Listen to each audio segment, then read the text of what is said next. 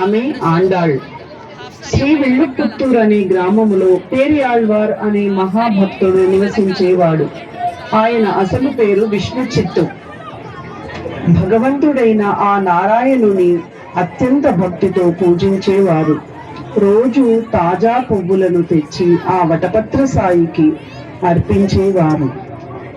అలా ఒకరోజు పూల కోసము తులసి తోటలోకి వెళుతున్న విష్ణు చిత్తుకు ఒక అద్భుతం కనిపించింది. ఒక చిన్న శిశువు తన కమలం వంటి కన్నులతో నవ్వుతూ ఉంది.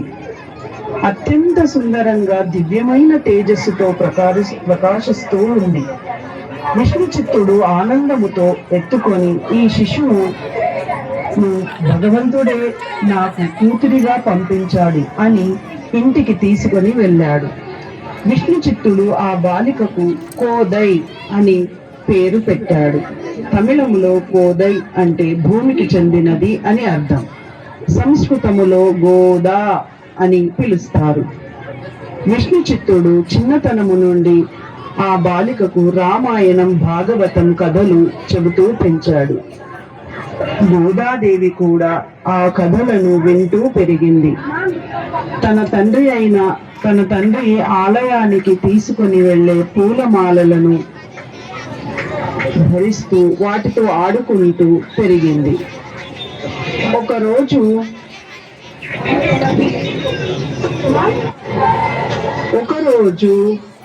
ఆ పూలమాలలను ధరించి అద్దములో చూసుకొని నేను ఆ రంగనాథుడి భార్యను అని మురిసిపోయింది. ఆ మాలలను మళ్ళీ బుట్టలో పెట్టేది. విష్ణు చిత్తుడు యథావిధిగా ఆ పూలమాలలను దేవుడికి అర్పించారు. ఆ రోజు రాత్రి ఆ నారాయణుడు విష్ణు చిత్త కలలో కనిపించి, విష్ణు చిత్త, ఈ వాళ్ళ ధరించిన మాలలో ఏదో భక్తి దాగి ఉంది. అది నీ కూతురు ధరించిన మాల, ఇలాగే రోజు సమర్పించు అని చెప్పాడు. గోదా పెద్దయ్యే కొద్దీ ఆమె భక్తి మరింత తీవ్రమయ్యింది. తన అంతరంగ భావాలను శ్రీకృష్ణుని పట్ల తన ప్రేమను కవిత్వం రూపములో వ్యక్తీకరించింది. అవే 30 పాశురాళ్ళు. పాశురం అంటే పద్యం. 30 పద్యాలు కలిగిన ఒక కొత్త అద్భుతమైన రచన అది ఈ తిరుప్పావై. ఇందులో నిజమైన భక్తి కనిపిస్తుంది.